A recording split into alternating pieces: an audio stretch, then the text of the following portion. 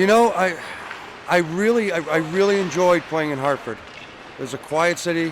I'm going to tell you a funny story. I got into a little trouble in Hartford. Where I lived in West Hartford, someone owned a sign shop, and all along this whole boulevard was kind of signs of nasty things about the Whalers and the players and the greed and I ran the signs over in my truck. I was so upset.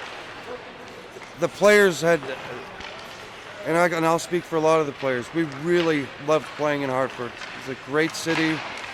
The core fan base were fantastic. But I understand from an ownership level that it is a business, and you know, if there's not enough people to support the team, you know, they had to move, and it's really, I feel so bad for so many of the real you know, hardcore Whaler fans. I think Hartford deserves a team. It was a fantastic city, and I loved the 3 years that I spent there. I was trying to move a parked car that was blocking our team bus when we were trying to leave after the game, and I happened to break a car window in doing it and got into a little bit of trouble, but it's not one of my best memories of being in Connecticut. Yeah, so I was very young.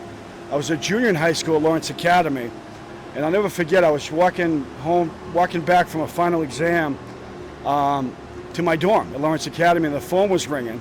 The payphone. I never answered that the whole year, and it was June, the end of the year, and I just picked it up, and it was Emil Francis. And he says, "David Jensen there?"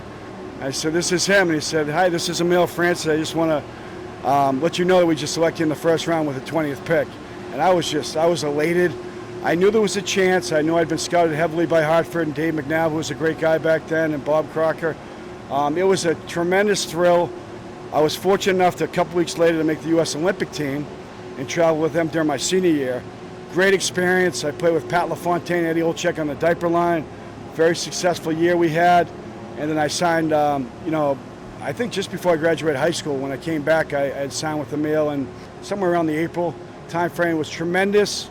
It was tremendous to meet guys like Ronnie Francis and Kevin Dineen, all the guys that played there back then. There's more than I'm forgetting, but Joel Quenville, real quality guys with Hartford back then. Great guys.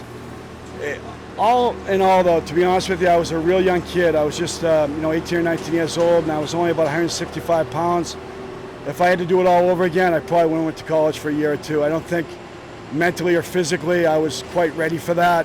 And unfortunately, I suffered a very serious knee injury my first year, reconstructive, that was really a career-ending injury.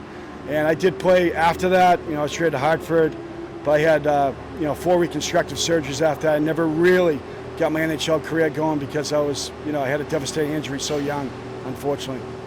Well, especially when I was with Boston, it was a great rivalry, and the place was always packed, and it was very exciting. And Hartford always rose to the occasion against the Bruins, so we never could go in there and play soft, or would get beat pretty good. But you always knew you were going in there and play a game, and it was always a tough one.